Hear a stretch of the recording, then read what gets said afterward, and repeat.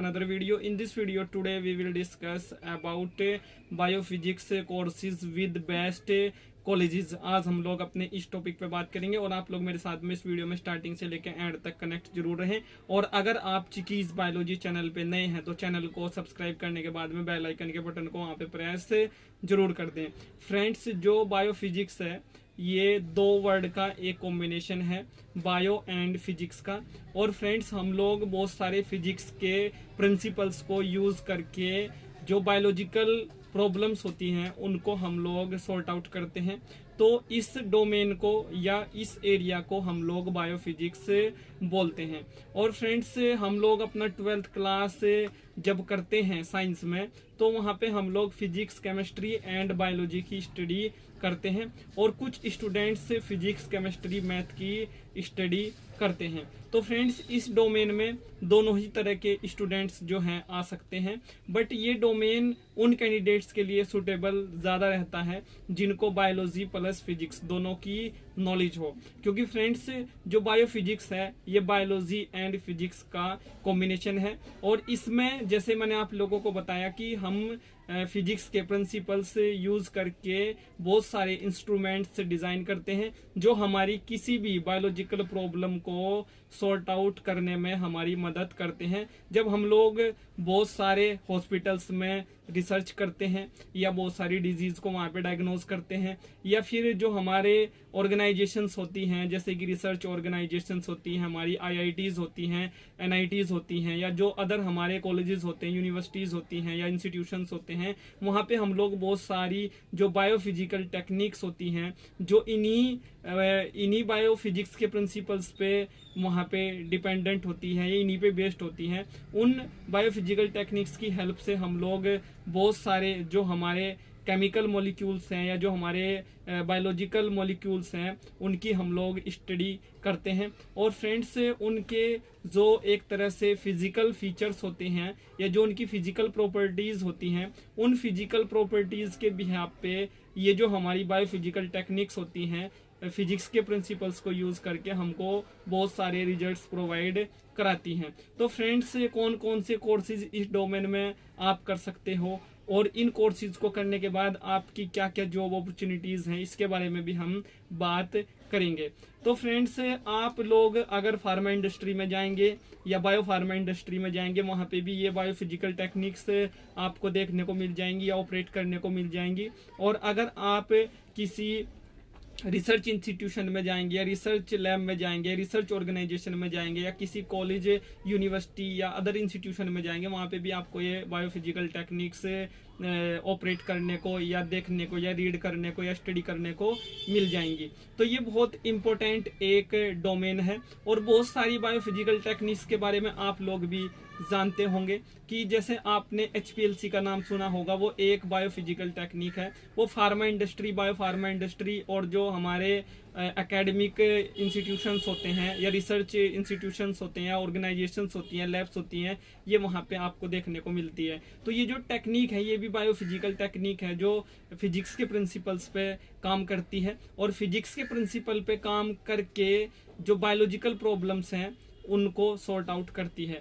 और फ्रेंड्स, जैसे आप किसी भी केमिस्ट्री मॉलिक्यूल की स्टडी करेंगे या किसी भी बायोलॉजिकल मॉलिक्यूल की स्टडी करेंगे, उसकी एनालिसिस करेंगे, तो उसकी एनालिसिस 3 तरह से हम लोग करते हैं। वो किसी भी एक लेवल पे हम कर रहे हैं या किसी भी एक जैसे फार्मा इंडस्ट्री के लेवल पे कर रहे हैं, बायो फार्मा इंडस्ट्री के लेवल पे कर रहे हैं या किसी ऑर्गेनाइजेशन में कर रहे हैं, तो फ्रेंड्स वहाँ पे हम लोग 3 तरह की एनालिसिस जनरली करते हैं। एक हमारी फिजिकल एनालिसिस होती है, बायोफिजिकल एनालिसिस होती है, एक हमारी केमिस्ट्री के लेवल पे एनालिसिस होती है, केमिकल एनालिसिस हम उसको बोलते हैं, और एक हमारी जो है वहाँ पे बायोलॉजिकल एनालिसिस होती है। तो जो हम लोग फिजिकल एनालिसिस करते हैं वो हम लोग बहुत सारी बायोफिजिकल टेक्निक्स को यूज करके करते हैं। और जो हमारी बायोलॉजिकल एनालिसिस होती है उसमें भी हम लोग बहुत सारे जो हमारे फिजिक्स के प्रिंसिपल्स होते हैं, जो हमारे फिजिक्स पे बेस्ड इंस्ट्रूमेंट्स होते हैं, उनकी हेल्प से हम करते हैं। तो हर जगह बायोफिजिक्स का रोल है, और जो केमिस्ट्री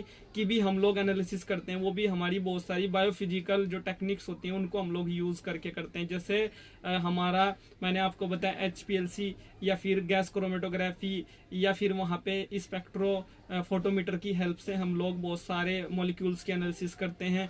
या फिर जो हमारा जैसे हमारा मैंने आपको बताया स्पेक्ट्रोफोटोमीटर, या फिर स्पेक्ट्रोमेट्री जो टेक्निक्स होती हैं, स्पेक्ट्रोस्कोपी जो होती है, उसकी हेल्प से हम लोग बहुत सारे मॉलिक्यूल्स के एनालिसिस करते हैं और अपने रिजल्ट्स जो हैं वो फाइंड करते हैं। और इन सभी मॉलिक्यूल्स का हम लोग वहाँ पे करेक्टराइजेशन करते हैं, आइडेंटिफिकेशन करते हैं या प्यूरिफिकेशन करते हैं। तो ये आपको पता होना चाहिए। तो फ्रेंड्स, इस डोमेन में आप लोग कौन कौन से कोर्सेज कर सकते हैं? आप लोग इसमें BSc इन बायोफिजिक्स कर सकते हैं, आप लोग MSc इन बायोफिजिक्स कर सकते हैं, और PhD इन बायोफिजिक्स कर सकते हैं। तो BSc इन अगर आप बायोफिजिक्स करना चाहते हैं तो आपका 12th class physics chemistry biology से होगा, तब भी आप कर सकते हैं। फिजिक्स केमिस्ट्री मैथ से होगा विद 55% मार्क्स, तो आप कर सकते हैं।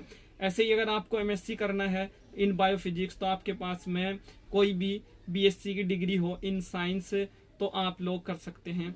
और फ्रेंड्स, जनरली जो डिग्री कंसीडर की जाती है, वैसे तो सभी एलिजिबल होते हैं, बस उनका फिजिक्स होना 12th क्लास में मैंडेटरी है, या फिर अगर आपका कोई इंटरडिसिप्लिनरी सब्जेक्ट है तो भी आप लोग कर सकते हैं। तो फ्रेंड्स, आपका MSc अगर बायोकेमिस्ट्री में हुआ है, माइक्रोबायोलॉजी में हुआ है, या फिर आपका बायोटेक्नोलॉजी में हुआ है, या अदर किसी इंटरडिसिप्लिनरी ब्रांच में हुआ है, तो आप इस कोर्स के लिए एलिजिबल हैं। MSc इन बायोफिजिक्स कोर्स के लिए एलिजिबल हैं अगर आपका BSc इन सभी स्ट्रीम्स में हुआ है।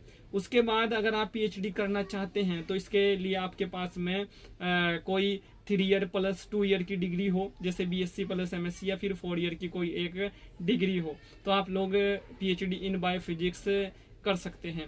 और इसका जो स्कोप है, मैंने आप लोगों को बताया, जॉब्स के लिए बहुत सारे गवर्नमेंट हॉस्पिटल्स में है, प्राइवेट हॉस्पिटल्स में है, जहाँ पे रिसर्च होती है बहुत सारी डिजीजेज पे, या वहाँ पे जो डिजीजेज की फाइंडिंग होती है, आइडेंटिफिकेशन होता है।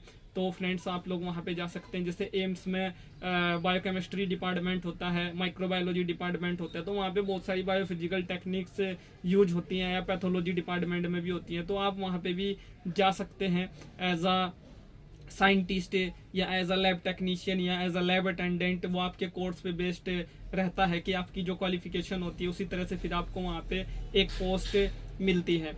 इसके साथ साथ में आप लोग जो हैं IITs में जा सकते हैं, NITs में जा सकते हैं, या बहुत सारी जो रिसर्च ऑर्गेनाइजेशंस होती हैं, CSIR की लैब्स होती हैं, ICMR की लैब्स होती हैं, इंस्टीट्यूट्स होते हैं, या फिर ICAR के इंस्टीट्यूट्स होते हैं, या फिर DBT के इंस्टीट्यूट्स होते हैं, इनमें आप जा सकते हैं। बहुत सारी जो गवर्नमेंट या प्राइवेट यूनिवर्सिटीज़ होती हैं, PhD इन बायोफिजिक्स करने के बाद आप वहाँ पे असिस्टेंट प्रोफेसर, एसोसिएट प्रोफेसर, या फिर प्रोफेसर, HOD, डीन, डायरेक्टर, ये सब आप बनते हैं प्रमोशन ले लेके। तो इस तरह से आप इस डोमेन में जा सकते हैं, और ये एक नया डोमेन है। और जो इंडस्ट्री होती हैं, जैसे कि मैंने आपको बताया बायो फार्मा इंडस्ट्री या फार्मा इंडस्ट्री, वहाँ पे भी आप जा सकते हैं इन सभी कोर्सेज को करने के बाद। और कुछ यहाँ पे जो फेमस इंडस्ट्रीज हैं या कंपनीज हैं जो बायोफिजिक्स कैंडिडेट्स को प्रिफर करती हैं, उनको रिक्रूट करती हैं, उनके मैं नाम आपके साथ में यहाँ पे शेयर कर देता हूँ, जिससे कि आपकी और हेल्प हो सके। तो फ्रेंड्स, इसमें एस्ट्राजेनेका है, इसमें जॉनसन एंड जॉनसन है, एबट है इसमें, और ब्रिस्टल मेयर्स शकीब है, और CPA ग्लोबल है, और थर्मोफिशर साइंटिफिक है, मर्क है, फाइजर है, या ऐसी और भी बहुत सारी कंपनीज हैं जो बहुत सारे बायोमेडिकल इंस्ट्रूमेंट्स बनाती हैं, क्योंकि उनको भी बायोफिजिस्ट की रिक्वायरमेंट होती है। और जो इंस्ट्रूमेंट्स बनते हैं उनका जो वैलिडेशन होता है, उनकी जो प्रोग्रामिंग होती है, या वो इंस्ट्रूमेंट्स किस तरह से काम करेगा, तो ये भी इंश्योर करना होता है इन्हीं सभी बायोफिजिस्ट को। तो इनको फिजिक्स की नॉलेज होती है, साथ साथ में फिजिक्स के जो प्रिंसिपल्स होते हैं उनको कैसे बायोलॉजी में अप्लाई करके जो है इंस्ट्रूमेंट्स को तैयार करना है, ये इनका काम वहां पे रहता है। आई होप फ्रेंड्स ये वीडियो आप लोगों के लिए एक major and crucial role play करेगी। इस वीडियो से रिलेटेड या इस टॉपिक से रिलेटेड आप लोगों के माइंड में अगर कोई क्वेश्चन है, कोई क्वेरी है, कोई डाउट है, तो आप लोग उसको वीडियो के नीचे कमेंट बॉक्स में टाइप कर सकते हैं। और अगर आप चाहते हैं कि इन फ्यूचर भी मैं आप लोगों को चिकीज बायोलॉजी चैनल पे इसी तरह से गाइड करता रहूं, इसी तरह की आप लोगों के लिए वीडियोस लेके आता रहूं टाइम टू टाइम, तो आप लोग चैनल को सब्सक्राइब करने के बाद में बेल आइकन के बटन को प्रेस करना बिल्कुल भी न भूलें। और आप चैनल को सब्सक्राइब करें, तभी मुझे मोटिवेशन आएगा। जब मुझे मोटिवेशन आएगा तो मैं इस तरह की जो चीजें हैं, इस तरह की जो नॉलेज है, वो आप लोगों के लिए एक जगह पे कंपाइल करूंगा और आप लोगों के साथ में शेयर करूंगा इन्हीं अपनी वीडियोस के through. Thank you friends, thank you for watching and do subscribe the channel for upcoming videos and